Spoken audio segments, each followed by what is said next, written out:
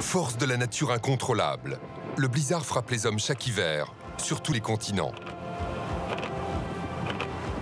Cette super tempête qui combine température glaciale, neige et vents extrêmes est un véritable enfer blanc qui paralyse des pays entiers.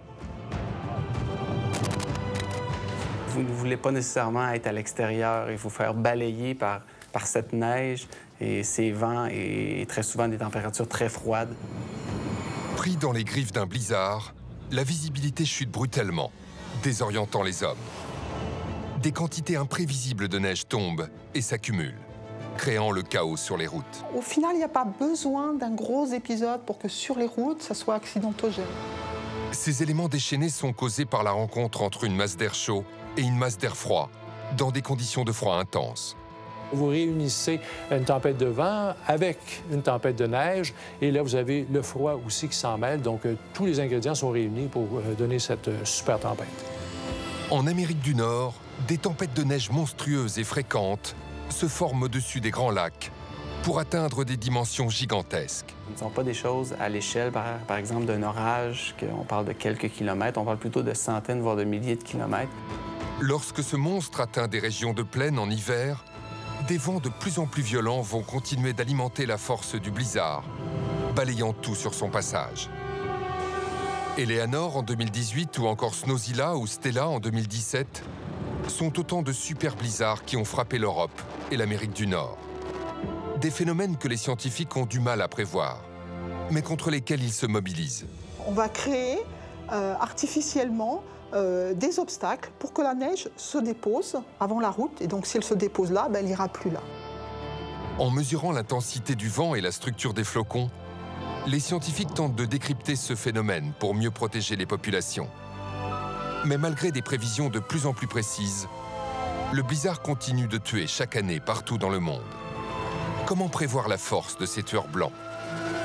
Pourquoi des villes comme New York ou Montréal peuvent-elles se retrouver paralysées pendant plusieurs jours à cause d'un blizzard? Quelles solutions sont mises en place pour éviter le pire? Et pourquoi cette force de la nature est-elle tant redoutée?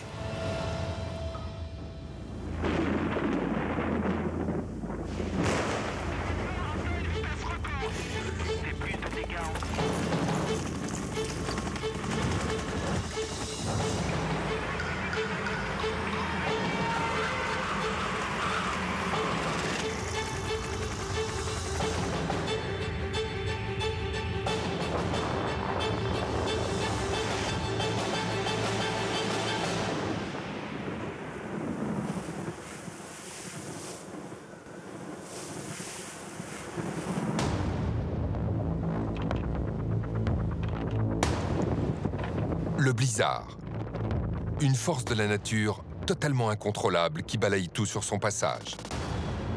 Cette super tempête de neige alliée à des vents extrêmes et des températures polaires est un redoutable monstre froid, un tueur implacable qui règne en maître sur certaines régions du globe. Les blizzards touchent avant tout les régions froides de tous les continents, surtout dans les grandes plaines où le vent peut devenir violent.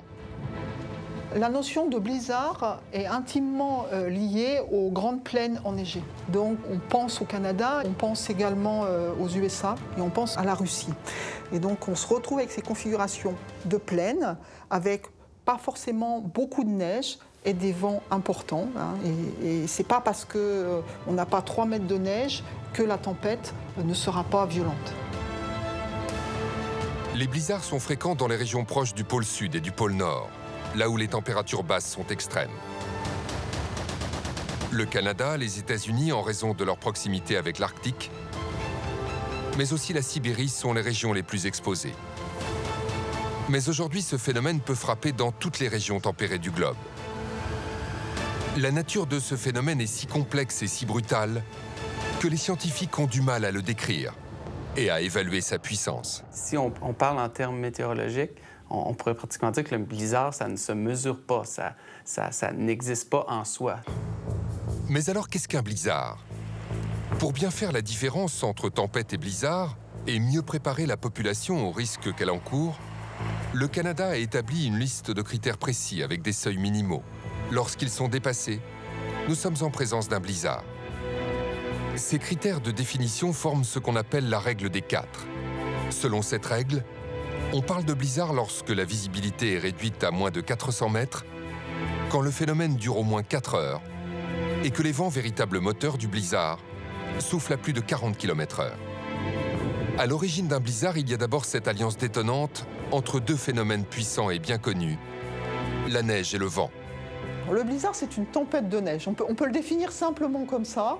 Donc, vous avez de la neige et vous avez surtout du vent, parce que derrière le mot blizzard est caché le mot vent. Cette tempête hivernale provoque des dégâts importants dans les plaines et en ville. En Amérique du Nord, les vents des blizzards les plus importants dépassent les 150 km/h. Un vrai fléau. Les vents, ces vents-là, quand ils ont une certaine force, dans différentes conditions, vont soulever la neige ou vont balayer la neige qui tombe, réduisant la visibilité.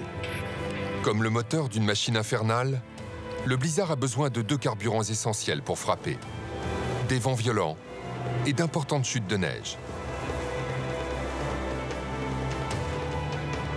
Réunis, ces deux facteurs font brutalement chuter la visibilité et peuvent paralyser pendant plusieurs jours des mégapoles comme New York ou Montréal. Dans ces conditions extrêmes, l'homme ne peut rien faire, bloqué par la neige qui ne cesse de tourbillonner. La neige, elle peut simplement être reprise au niveau du sol, comme on parle d'une tempête de sable. Donc ce sont des mécanismes qui sont vraiment similaires. Et on va avoir l'effet du vent qui va singulièrement nous compliquer la situation. Le rôle du vent est majeur dans un épisode de blizzard. À cause de ses vitesses exceptionnelles, le vent balaie la neige en train de tomber et reprend les flocons déjà au sol, créant ainsi des accumulations de neige soudaines et imprévisibles. Un véritable piège pour les automobilistes. Un des problèmes essentiels liés au transport de neige par le vent, c'est l'accumulation. L'accumulation de neige dans un endroit où on voudrait qu'il n'y ait pas de neige. La neige est arrachée là où le vent est le plus fort, là où il souffle en rafale, au moment des rafales, et puis la neige se redépose là où le vent ralentit, où il est plus faible. Cette redistribution de la neige par le vent est loin d'être superficielle et peut avoir des conséquences catastrophiques en plaine comme en montagne. Ça va augmenter les quantités de neige dans les zones de départ d'avalanche. Ça peut être aussi de la neige qui va se déposer sur des axes routiers. Et puis ça peut être aussi de venir se déposer autour des bâtiments et obliger un déneigement intense pour accéder aux bâtiments. Mais la formation brutale de tas de neige n'est pas le seul danger pour des personnes prises au piège dans un blizzard. En effet, les flocons balayés par le vent vont très vite former un voile opaque qui désoriente les individus. À cause de l'intensité des vents, la neige du blizzard est transportée sur de grandes distances, ce qui réduit la visibilité à parfois quelques mètres. Lorsque ce voile opaque tombe, on se retrouve dans le blanc le plus total, secoué comme à l'intérieur d'une gigantesque machine à laver. Un blizzard, ça peut s'apparenter un petit peu à ce qu'on retrouve dans des brouillards très, très denses. Par contre, dans un blizzard, à la différence d'un brouillard, vous ne voulez pas nécessairement être à l'extérieur et vous faire balayer par cette neige et ces vents et très souvent des températures très froides. Donc, ce n'est vraiment pas des conditions pour être à l'extérieur. Les zones touchées par le blizzard se transforment alors en pièges mortels. Être dans des conditions de blizzard, c'est un peu comme si on vous avait mis dans une pièce où on ne voit pas à 2 mètres, on voit à peine ses pieds et on vous fait tourner les yeux bandés pendant 4-5 tours et on vous dit maintenant réorientez-vous. Ballotté au milieu d'une poudrerie, l'homme perd tous ses repères et même son équilibre, balayé par des vents de plus en plus forts. Avec des températures glaciales pouvant descendre jusqu'à moins 50 degrés et des chutes de neige très importantes, le blizzard, un véritable enfer blanc. D'abord, il y a la neige qui vous tombe dessus avec intensité à un rythme de 3 à 5 cm à l'heure. Et en plus, les vents se chargent de reprendre cette neige au sol et de la projeter en l'air. Donc, vous vivez une double tempête dans le même moment. Donc là, la visibilité va se retrouver sérieusement compromise. Et le problème, c'est que ça dure pendant des heures. Donc là, vous vous retrouvez dans un voile blanc complètement entouré de neige. Vous n'y voyez rien et il n'y a pas moyen de s'en sortir. Puis d'autant plus que ces phénomènes-là sont souvent jumelés avec du temps très froid. Donc, ça augmente le côté périlleux. Une force de la nature qui emporte tout sur son passage, même les journalistes météo, surpris par le rugissement du vent. Ce qui est d'autant plus nouveau pour moi, c'est le son du vent. C'est un rugissement et c'est un cri. Quelque chose que vous ne pouvez pas connaître si vous n'avez pas entendu un vent allant à 140 km/h. Oui, c'est ce qu'on appelle le grondement de l'ouragan. Et c'est ce que je recherche. C'est presque subsonique. C'est comme si vous étiez à un concert. Mais comment se forment ces vents violents? C'est le déplacement de l'air qui va se déplacer des anticyclones vers les dépressions. Et va s'ajouter à ça un élément qui est dû à la rotation de la Terre qui va faire que le vent va avoir tendance à tourner autour des dépressions, dans le sens inverse des aiguilles d'une montre, dans l'hémisphère nord. Plus les dépressions sont importantes, plus les vents sont puissants. Et la vitesse du vent augmente lorsqu'il ne rencontre pas d'obstacles. Ainsi, les grandes plaines du Canada, proches de l'Arctique, et où les vents peuvent se renforcer sur des kilomètres, rassemblent les conditions idéales pour la formation des blizzards. Un phénomène que les scientifiques ont classé en plusieurs catégories. On peut regrouper les blizzards sous 3 différents types. Donc, il y a un type vraiment où on a un blizzard sans chute de neige. Donc, c'est un blizzard qu'on connaît plus souvent dans les grandes prairies canadiennes, quand on a eu des précipitations tout de même dans les derniers jours. Il faut que la neige soit relativement fraîche ou que la neige soit très sèche, donc il n'y a pas vraiment de compaction et qu'elle reste disponible pour les vents, vraiment pour qu'elle soit soulevée et qu'elle réduise la visibilité. Le blizzard des prairies est dû au déplacement des masses d'air froides qui descendent de l'Arctique. Elles se heurtent aux montagnes rocheuses de l'Alberta et progressent en direction du centre et de l'est de l'Amérique du Nord. C'est un phénomène courant qui se produit chaque hiver et s'accompagne de températures glaciales. Vous avez là un blizzard, souvent avec des températures de moins 20, moins 30, moins 35 degrés, qui peut perdurer sur 1, voire même 2 jours.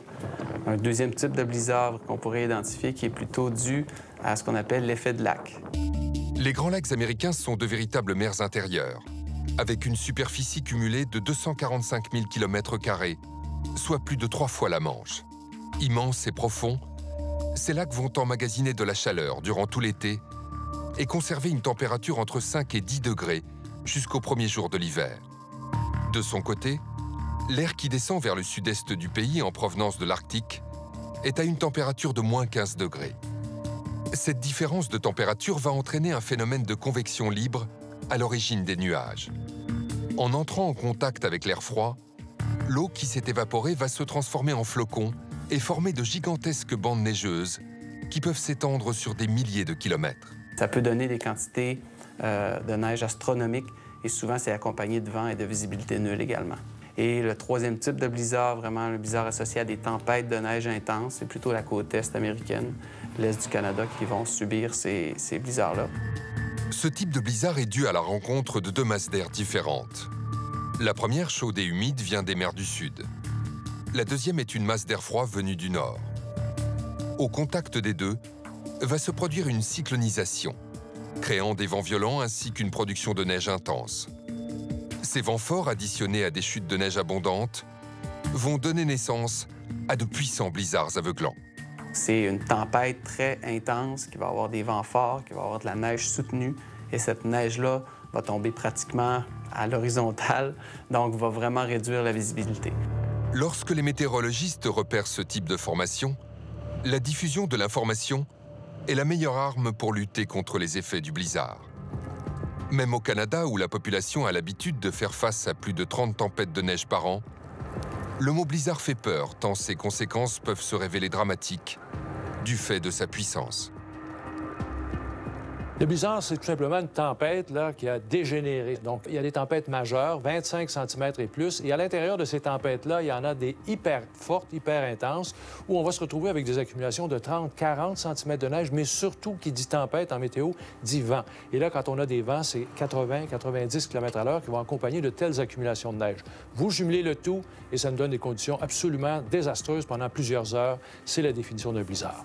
Il vente à Montréal, pas de doute. Dans les dernières minutes, j'ai enregistré avec ma petite station météo des rafales à 58,4 km/h. Pour avoir un avertissement de blizzard au Canada, on parle de vent minimal de 40 km/h, mais souvent, on va avoir besoin de vent un peu plus fort que ces valeurs-là. Donc, tout dépend également du type de neige qui est au sol, du type de neige qui est à soulever. Les vents forts soulèvent une neige fine et sèche qui tourbillonne. Un phénomène connu sous le nom de poudrerie au Québec et chasse-neige en France. Vous pouvez effectivement avoir l'impression que la neige vous passe sous le nez à très grande vitesse. Eh bien, c'est effectivement normal, puisque la particule de neige, eh bien, elle va être soumise à la gravité, c'est-à-dire qu'elle va tomber dans ce sens-là, mais elle va être aussi soumise à l'influence du vent. Et le vent va se déplacer principalement dans cette direction. Donc, on a des épisodes avec des fortes vitesses de vent et donc des fortes vitesses horizontales des particules de neige. Comme la mer agitée par le vent, des vagues de neige soufflant en rafales vont se lever et empêcher toute visibilité. Un blizzard, c'est vraiment une incapacité à voir devant nous. J'ai déjà traversé un blizzard en voiture, qui n'était pas un blizzard sévère, mais qui avait des bandes relativement fortes qui réduisaient la visibilité à quelques mètres. Et c'est comme si on balançait une couverture blanche devant vous, puis vous ne pouvez plus voir. Dans ce chasse-neige extrême qu'est le blizzard, la perte de repères peut avoir des conséquences dramatiques. Je me souviens, j'ai travaillé dans l'Arctique pendant 1 an et je me suis retrouvé à Hall Beach. Ça, c'est sur le bassin de Fox, là, sur le cercle arctique. Et là, je me suis retrouvé dehors, dans la poudrerie. Donc, la combinaison de tous les vents, les températures très basses et la poudrerie, j'ai perdu complètement mes repères. Et mon confrère de travail, celui qui m'accompagnait, s'était écarté un tout petit peu. J'étais complètement perdu, quasiment incapable de respirer à cause du froid et du vent. Là, heureusement, il est revenu vers moi. Lui, il était familier avec l'environnement, parce qu'on peut voir facilement des gens se perdre dans des blizzards. Historiquement, ça s'est déjà vu. Là, des explorateurs qui étaient à 2 mètres de leur campement et qui n'ont jamais retrouvé le campement et ils ont perdu la vie. Des hommes déboussolés, un vent glacial et une neige fine imprévisible. Un blizzard n'est vraiment pas une tempête comme les autres. Pour mieux comprendre ce phénomène, les scientifiques étudient particulièrement la neige qui, même une fois tombée au sol, peut constituer une nouvelle menace si elle est soulevée par les vents. Une fois qu'elle est tombée, la neige continue à se transformer et l'étude de la neige, de ces transformations, va nous permettre de mieux comprendre les différents phénomènes et les conséquences en termes de stabilité du manteau neigeux lorsque différentes couches de neige sont empilées au fil des chutes de neige de l'hiver et qu'elles ont évolué différemment. L'étude des flocons de neige est l'une des clés pour comprendre le fonctionnement d'un blizzard. Dans le nuage, situé à 2 km d'altitude, l'eau est présente sous 3 formes. Sa forme gazeuse, la vapeur d'eau, sa forme liquide, des gouttelettes d'eau, et sa forme solide, la glace. À très petite échelle, cette glace a la forme d'un petit hexagone. Selon les températures et l'humidité, ces hexagones vont s'imbriquer comme des Legos et croître pour former des cristaux de glace en forme de plaquettes, ou bien s'assembler à la verticale pour façonner des cristaux en forme de colonne.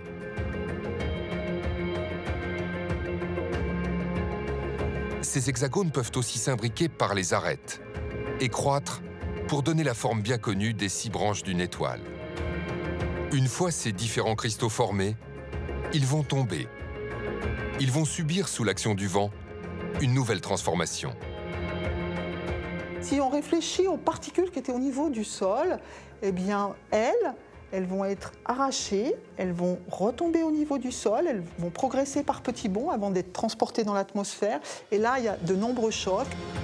Ballottées par le vent, ces particules de neige vont rapidement se dégrader et devenir toutes petites. Lorsqu'elles se rencontrent, elles vont se coller les unes aux autres.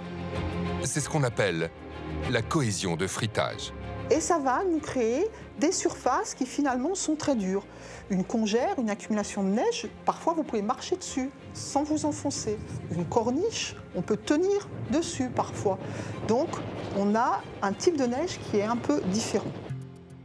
En France, afin d'en comprendre tous les mécanismes, des chercheurs de Grenoble étudient l'évolution de la neige dans des laboratoires spéciaux, véritables chambres froides, maintenues à une température autour de -20 degrés. Le macroscope permet de prendre des photos aux différentes étapes de la transformation d'un flocon, du moment où il quitte le nuage, jusqu'à sa dégradation progressive par les vents des blizzards.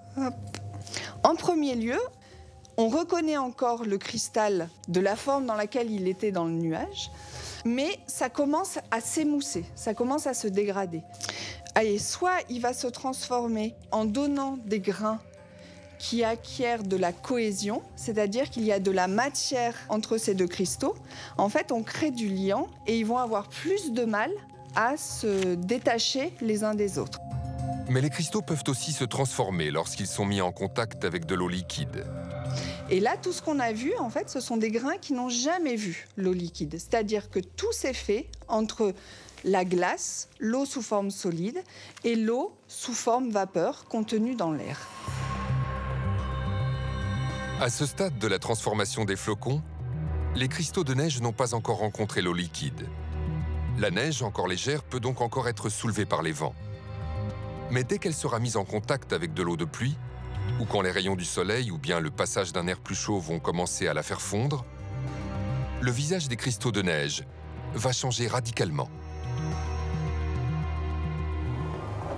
Une fois mouillés, les flocons vont pouvoir véritablement se souder entre eux. Et ça va faire des gros grains ronds et qui ont d'énormes ponts de glace que vous voyez ici, qui leur donnent une excellente cohésion et qui ne pourra pas être arraché par le vent. L'étude de ces différents grains de neige permet de décrypter les mécanismes d'un blizzard.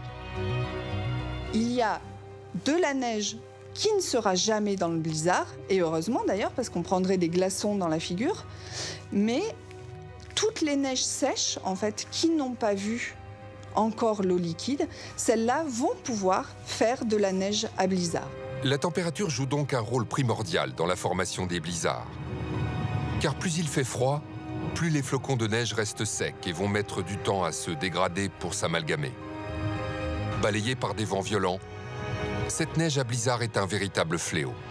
Vraiment, le type de neige propice à la formation d'un blizzard, c'est une neige qui est sèche, qui va être facilement soulevée par le vent. C'est tout le contraire de ce qu'on appelle ici une neige à bonhomme. Donc, une neige qui est faite pour former des bonhommes de neige. Donc, une neige à bonhomme, c'est une neige qui est gorgée d'eau, qui est très, très collante, qu'on peut faire des balles très facilement avec. Donc, c'est vraiment pas le même type de neige. Non mouillée, la neige à blizzard est donc moins dense, moins lourde et plus volatile. Elle peut être soulevée et s'accumuler d'un coup, même par vent faible. Au final, il n'y a pas besoin d'un gros épisode pour que sur les routes, ça soit accidentogène. Il suffit d'une faible accumulation, il fait grand beau, vous êtes sur une route, vous voyez la route noire, puis vous avez un virage, et à la sortie de ce virage, en fait, eh bien, il y a une petite accumulation, et cette petite accumulation va être suffisante pour être très surprenante pour le conducteur et générer un accident. Aux États-Unis, les habitants sont souvent confrontés à ce type de phénomène, et en particulier dans la région de New York. Mais certains blizzards ultra-puissants ont marqué les mémoires.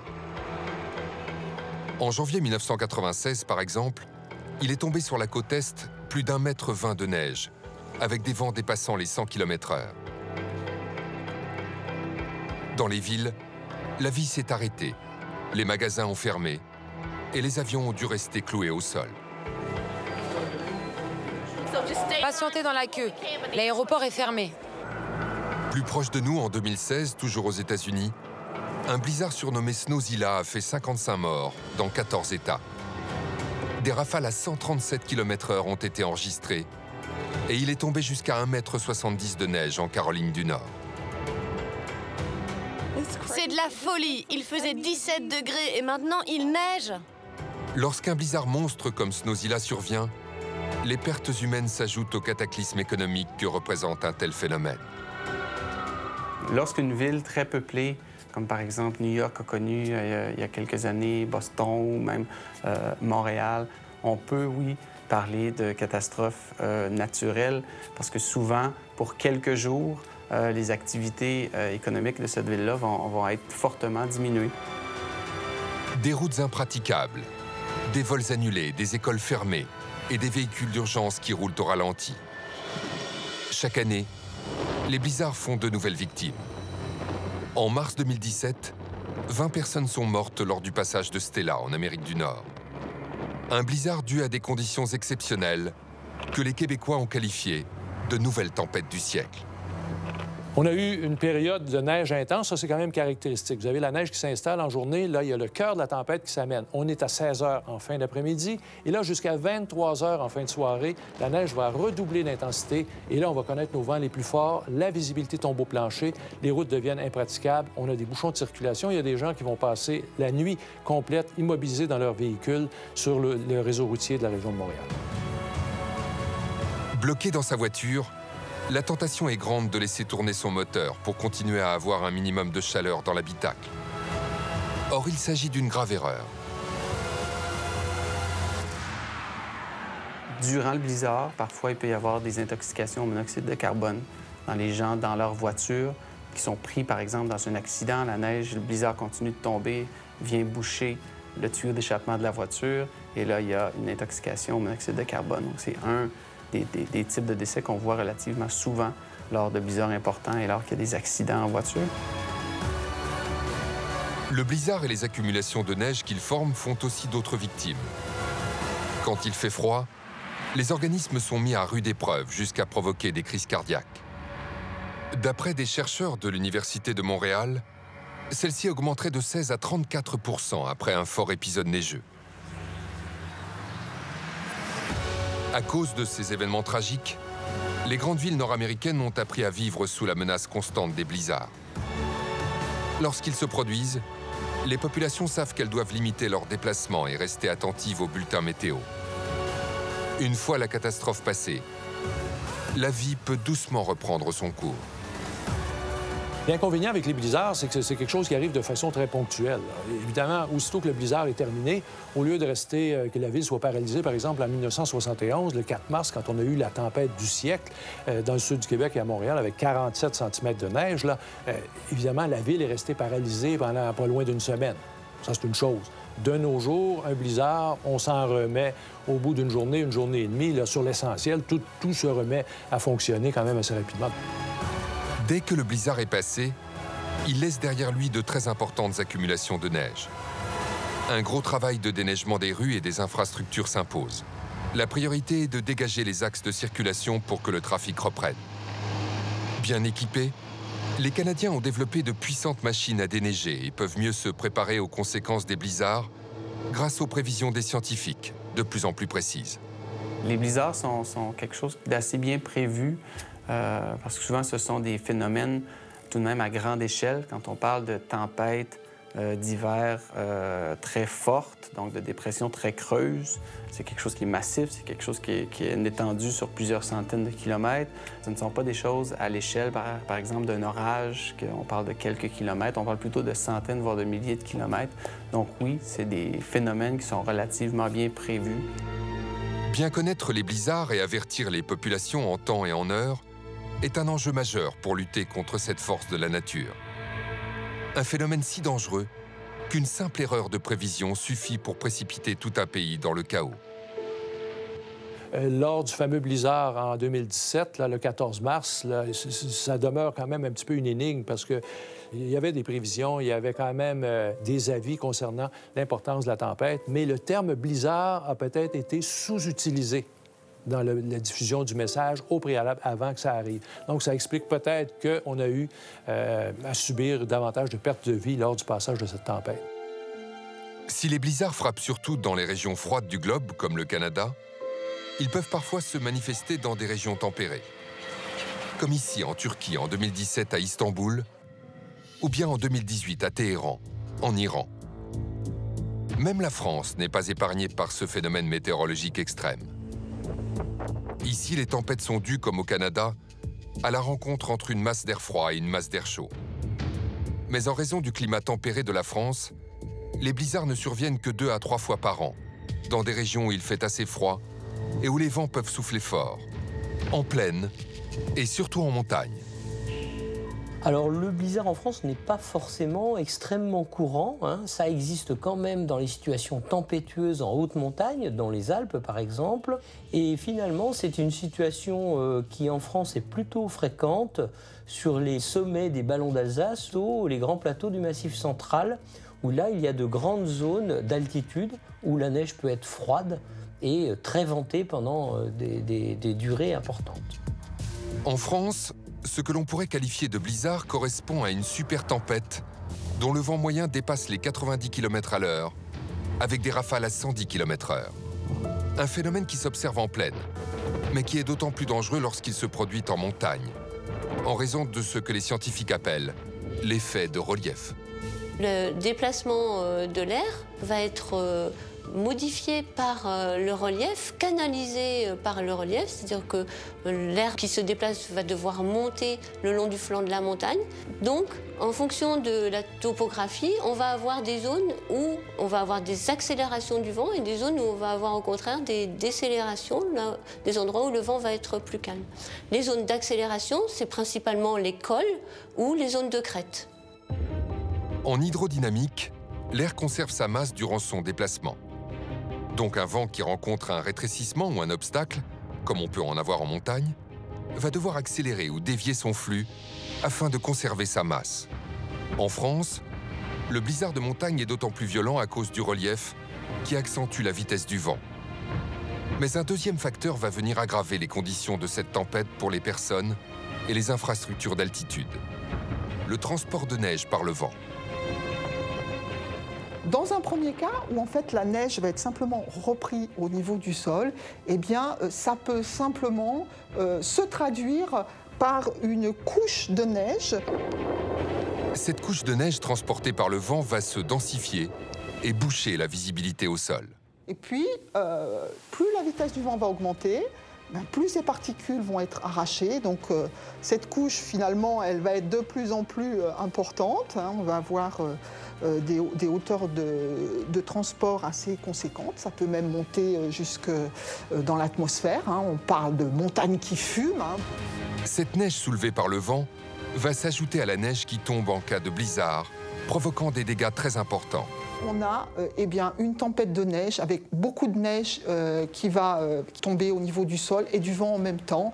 Et là, on tombe sur des gros épisodes avec beaucoup d'influence sur les infrastructures, sur le déplacement des gens. Lorsque le blizzard frappe en plaine, la neige qui s'accumule rapidement à cause des rafales de vent peut provoquer des accidents. La chaussée devient glissante et tout véhicule devient rapidement hors de contrôle. Mais là où le blizzard peut provoquer de sérieux dégâts, c'est lorsqu'il frappe en montagne. Vient s'ajouter autre chose qui concerne d'une part les stations de ski, qui va être la gestion de la neige sur le domaine skiable, puisqu'au niveau d'une crête, on peut avoir de la neige qui est arrachée. Et donc vous avez de la neige partout sur le domaine, sauf au niveau de la crête. Donc il va falloir gérer cette problématique. Autre problématique, le phénomène de transport de neige par le vent en cas de blizzard va aussi augmenter les risques d'avalanche. Il va y avoir la formation de corniches, donc le relief est toujours la clé explicative. Vous avez du vent, il va être accéléré, la crête va être dégarnie, il va y avoir formation d'une corniche, formation de ce qu'on appelle une plaque à vent avec une structure particulière. Si cette plaque à vent qui est assez cohésive, elle se retrouve au-dessus d'une couche fragile, il va y avoir des risques supplémentaires. En France, les 2/3 des accidents en montagne dus à des avalanches sont liés à des épisodes de transport de neige par le vent. Pour éviter le pire, les météorologistes surveillent les tempêtes susceptibles de se transformer en blizzard dans les zones de montagne. Mais les conséquences de cette force de la nature restent imprévisibles. En janvier 2018, la tempête Eleanor a par exemple fait 7 victimes en France. Le blizzard qu'on va dire peut-être le plus fréquent en montagne est celui qui finalement est lié aux grandes tempêtes atlantiques. Typiquement, la tempête Eleanor, qui était le 3 janvier 2018, a donné des conditions au-dessus de 2000-2500 mètres environ, qui étaient des conditions totalement comparables à des grands blizzards de l'Amérique du Nord. Avec plus de 50 départements classés en vigilance orange, Eleanor est la tempête la plus meurtrière en France depuis Xynthia en 2010. Eh bien, cette tempête a entraîné des vents supérieurs à 150 km/h pratiquement partout au-dessus de 2500 mètres. Et donc, elle a entraîné la fermeture par précaution de pratiquement l'ensemble des stations de sport d'hiver pendant environ 2 jours. En plus des vents violents et du risque d'avalanche, les blizzards de montagne répondent à un froid glacial qui gèle tout sur son passage et face auquel l'homme est particulièrement sensible. Souvent, quand il arrive des blizzards, on connaît des températures relativement froides. Donc, on peut parler de moins 20 degrés Celsius, de moins 30 degrés Celsius même. Alors, il y a l'effet de refroidissement éolien. Donc, la peau qui est non protégée peut subir des engelures assez rapidement. On parle de quelques minutes, voire une dizaine de minutes. Le vent, la neige et le froid. Voici les 3 facteurs qui font du blizzard un tueur implacable. Pris dans cet enfer blanc, des personnes peuvent avoir l'impression de geler sur place à cause du caractère extrême des températures ressenties. La différence entre la température observée, mesurée et la température ressentie, elle va être principalement due à l'effet du vent. Un exemple, si on a une température de moins 10 degrés et un vent modéré de 30 km à l'heure, on va avoir une température ressentie qui pourrait être de moins 20 degrés. Les variations de température déterminent la force d'un blizzard. Mais elles peuvent provoquer un autre phénomène tout aussi dangereux, la tempête de verglas. Dans le cas d'une tempête de verglas, ce n'est plus la neige comme dans un blizzard qui ensevelit la ville, mais la glace qui recouvre tout. Parmi les tempêtes de glace les plus meurtrières, celle de janvier 98 au Québec est restée dans les mémoires sous le nom de crise du verglas. Alors qu'on attend 1 à 2 cm de pluie verglaçante, il en tombe 10 en seulement 5 jours. Des couches de glace compactes s'accumulent et paralysent les villes. À cause du poids de la glace, près de 1000 pylônes en acier et 3000 km de lignes électriques sont détruits. La moitié du Québec est plongée dans le noir. 1 400 000 habitants se retrouvent sans électricité pour s'éclairer ou se chauffer pendant parfois plus d'1 mois. 600 000 personnes sont déplacées et 30 sont mortes. Comment en est-on arrivé là? Qu'est-ce qui provoque une tempête de verglas? Il faut qu'au cours d'un épisode de blizzard, les cristaux contenus dans le nuage et qui tombent sous forme de neige en traversant une atmosphère très froide rencontrent une masse d'air plus douce venue du sud. La neige traverse alors cette couche dont la température est au-dessus du point de congélation. Elle fond. En repassant dans la couche proche de la surface, toujours sous 0 degré, cette neige, devenue pluie, gèle quasi instantanément au contact de tout objet resté sous une température négative. C'est ce qu'on appelle une tempête de verglas. Cependant, si la couche froide de surface est suffisamment épaisse, la pluie pourra se recongeler avant même d'atteindre le sol. Elle donnera alors du grésil.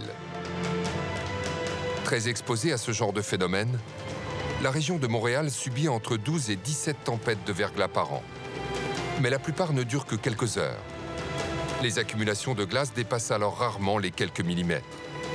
Sauf en 98, où entre 5 et 10 cm se sont déposés. Avec des dommages chiffrés à plus de 1,5 milliard de dollars, la crise du verglas de 98 reste un phénomène exceptionnel qui a marqué l'histoire du Canada. Mais parce qu'ils sont beaucoup plus fréquents, les blizzards causent plus de dégâts. Chaque année, ils tuent un peu partout dans le monde en combinant température basse, vent violent et brutales accumulations de neige. Une force de la nature avec laquelle l'homme doit composer depuis des siècles, comme ici à Chicago en 1933. Au Canada en 1947, un terrible blizzard a paralysé tout le nord-ouest québécois pendant 2 jours. Les personnes devaient passer par les fenêtres ou bien creuser des tunnels pour sortir de chez elles. La neige, arrivée jusqu'au niveau du télégraphe, a empêché les trains de circuler normalement et bloqué les infrastructures. Aujourd'hui encore, lorsqu'un blizzard survient, les prévisionnistes peinent à anticiper certaines chutes de neige. Une des difficultés, c'est justement la neige qui tombe. Quand elle tombe, ça se mesure assez bien. Mais quand le vent s'amuse avec la neige en question, là, vous courez après vos flocons. Alors là, vous allez avoir, par exemple, un endroit où il va y avoir 1 centimètre au sol et vous allez avoir un autre endroit où vous allez vous retrouver avec 1 mètre de neige au sol. Souvent, ça va qualifier aussi l'intensité d'un blizzard, l'épaisseur, la hauteur des congères, des bancs de neige là, qui vont avoir été créés par la force des vents. La mesure de la quantité de neige transportée par le vent est un enjeu majeur pour comprendre les blizzards. Aujourd'hui, les scientifiques utilisent des outils à la pointe de la technologie pour enregistrer la quantité de neige déplacée par le vent. En montagne, les chiffres sont parfois impressionnants. Si on parle en ordre de grandeur, c'est-à-dire une estimation grossière, eh bien, dans les Alpes, si vous prenez 1 mètre de crête, hein, ici voici ma crête, mon vent arrive comme ceci, quelle est la quantité qui va être transportée? Eh bien, pour une année, vous allez à peu près avoir 100 tonnes qui vont passer sur cette crête. Donc 100 tonnes de neige, juste dues à l'effet du vent, vont passer au niveau de cette crête. Si on passe à un autre continent, l'Antarctique, eh bien là, on va changer d'ordre de grandeur. On est sur 1000 tonnes qui vont passer par cette... Alors là, il ne s'agit pas d'une crête, mais par cet endroit qui fait 1 mètre. Afin de mesurer le blizzard et la quantité de neige transportée, Météo France et l'IRSTEA, l'Institut national de recherche en sciences et technologies pour l'environnement et l'agriculture, partagent un site expérimental en haut de la station de l'Alpe d'Huez, à 2720 mètres d'altitude. Avec sa topographie particulière, le col du lac Blanc est une véritable soufflerie naturelle. Les équipements mis en place montrent que pendant 10% du temps, le site connaît des épisodes de transport de neige par le vent. Grâce à de nombreux capteurs connectés à plusieurs stations automatiques, les scientifiques peuvent ainsi étudier les effets du vent sur les mouvements de la neige. Donc on a installé ici un profil de mesure verticale de vent, donc, pour tenir compte du ralentissement du frottement du vent sur le sol, donc à différentes altitudes. Ce profil est réglementaire, donc il suit l'épaisseur du manteau neigeux. Et pour plus de précision, on a installé aussi un anémomètre sonique 3 dimensions qui, lui, mesure plus précisément et plus rapidement les variations du vent. Autre information précieuse pour mesurer la force d'un blizzard, la taille des particules de neige transportées doit aussi être calculée. Donc ici, on dispose de capteurs dédiés au transport de neige par le vent, donc qui s'orientent en fonction de la direction du vent. Et ici, on a un capteur avec 2 branches, un faisceau optique entre les 2 petits bras, et les particules viennent croiser ce faisceau optique, et on vient mesurer la taille des particules qui croisent ce faisceau. Les résultats des capteurs sont compilés par ordinateur avant d'être envoyés aux chercheurs. Donc on peut voir ici les mesures faites par le capteur de vitesse et direction du vent. Et on voit typiquement qu'en dessous d'un certain seuil de vent, en fait, les particules ne sont pas mobilisées. Et à partir d'un certain seuil de vent, les particules se mettent en mouvement. En fait, les grains au sol sont tenus par des petits ponts de glace.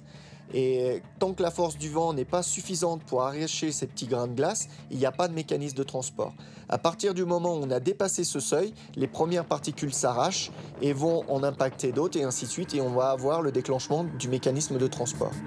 En fonction de la qualité de la neige, il va falloir des vitesses de vent plus ou moins fortes pour la transporter.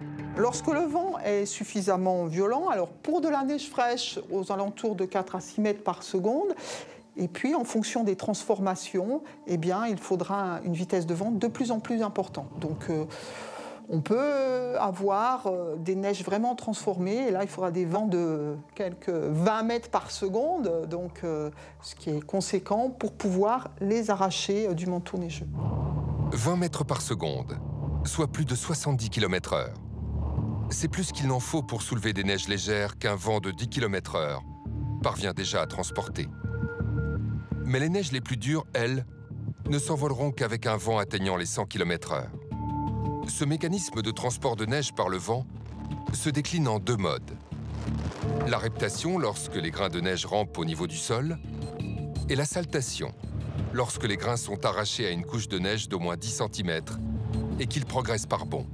Dans ce cas, leur diffusion est turbulente et les grains de neige peuvent être emportés jusqu'à 100 mètres de hauteur, comme dans une tempête de sable.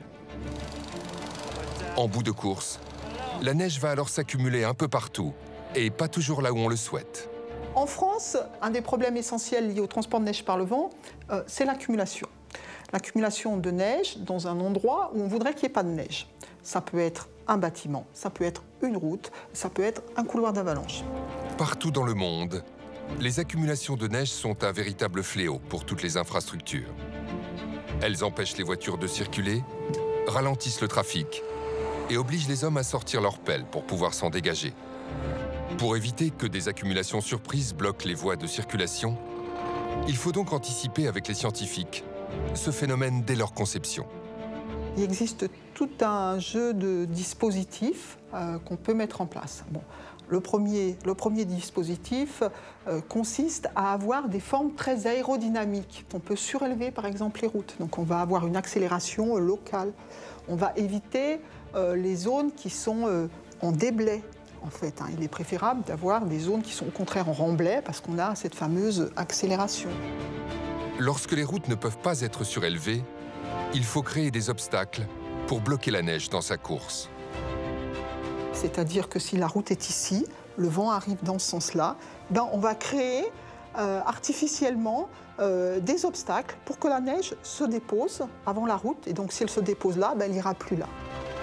Comme il est impossible d'arrêter un blizzard, l'homme doit construire des équipements capables de lui résister. Dans les Alpes, c'est ce que les scientifiques ont fait au refuge du Goûter, situé à 3835 mètres d'altitude.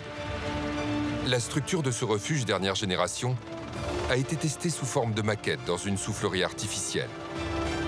Cet appareil est capable de recréer derrière une vitre les conditions d'un puissant blizzard, avec ses vents et ses accumulations de neige. Les enjeux, ils étaient de deux sortes. D'une part, permettre un accès au refuge, c'est-à-dire que les entrées devaient être au maximum dégagées. Et puis, un autre aspect, au contraire, là, il fallait essayer de générer une accumulation sur le fondoir, puisqu'on peut faire fondre la neige pour l'alimentation en eau du refuge. Et donc, au contraire, il fallait que le fondoir soit situé dans une zone d'accumulation de la neige. Pari réussi. Grâce aux tests réalisés par les scientifiques, le refuge du Goûter, avec sa forme aérodynamique, est capable de résister aux blizzards les plus violents, avec des vents pouvant atteindre ici les 300 km/h. Tandis que son fondoir, où la neige vient s'accumuler, permet de récupérer et de stocker 18 000 litres d'eau. À force d'études et de calculs, l'homme aurait donc réussi l'exploit d'apprivoiser le terrible blizzard. On essaye d'utiliser au mieux les forces de la nature de la façon qui nous arrange le mieux, en quelque sorte. Et effectivement, il s'agit un peu de jongler avec les éléments, mais le jeu est limité parce que, en fait, bien souvent, la nature nous impose des contraintes contre lesquelles il est quand même difficile de lutter, qu'il est difficile de contrecarrer. Une super tempête venue du froid. Des vents violents conjugués à des températures glaciales. De la neige fine et légère qui fuse et s'accumule. Le blizzard est l'une des forces de la nature les plus impressionnantes sur Terre. Comme un ouragan, le blizzard se forme au contact d'une masse d'air chaud rencontrant une masse d'air froid. Ce phénomène météorologique qui entraîne des vents violents et de fortes précipitations va faire d'autant plus de dégâts lorsqu'il se produit en hiver dans les régions les plus proches des pôles. Cette super tempête conjuguée au facteur froid va entraîner la formation de flocons qui vont tomber en abondance, être repris par les vents et former des accumulations de neige. Avec une visibilité réduite qui fait perdre à l'homme tous ses repères, mais aussi des risques d'engelure, d'étouffement, de crise cardiaque et surtout d'accidents de la route. Mieux vaut ne pas se laisser piéger par un blizzard. Pourtant, chaque année dans le monde, des personnes meurent dans les griffes d'une de ces super tempêtes, même quand elles frappent les grandes villes d'Amérique du Nord. Pour prévoir ce phénomène, les scientifiques continuent d'étudier au plus près ces trois ingrédients que sont le vent, la neige et le froid. Autre clé de la lutte contre le blizzard, la diffusion de l'information pour alerter les populations est prise très au sérieux dans les pays à risque. Enfin, grâce à des machines perfectionnées capables de dégager d'énormes quantités de neige, L'homme peut désormais se remettre plus rapidement de ce phénomène encore meurtrier. Mais pour combien de temps encore? À l'heure du réchauffement climatique, on pourrait penser que les blizzards vont devenir plus rares et moins violents. C'est tout le contraire. La science des changements climatiques nous enseigne que, avec le réchauffement global, on risque d'avoir des hivers un petit peu plus courts, moins de chutes de neige en termes de quantité totale pour un hiver. Par contre, ce qu'on semble vouloir connaître également, c'est des tempêtes plus intenses. En créant de plus grandes tempêtes, le réchauffement climatique pourrait donc potentiellement générer de plus grands blizzards, de véritables ouragans hivernaux. Si votre température de l'eau de l'Atlantique est plus élevée que ce qu'on a connu historiquement, ça, c'est un capital en humidité, c'est un capital en énergie aussi. Alors ça abreuve les tempêtes. C'est bon pour les ouragans, c'est bon aussi pour les tempêtes qui peuvent se développer en temps hivernal. Devrons-nous faire face à des blizzards de plus en plus violents? Les récentes tempêtes Stella, Eleanor ou Snowzilla qui ont frappé l'Europe et l'Amérique semblent le présager. Mais grâce à la science, l'homme espère prévoir avec plus de précision cette terrible force de la nature pour mieux s'en protéger.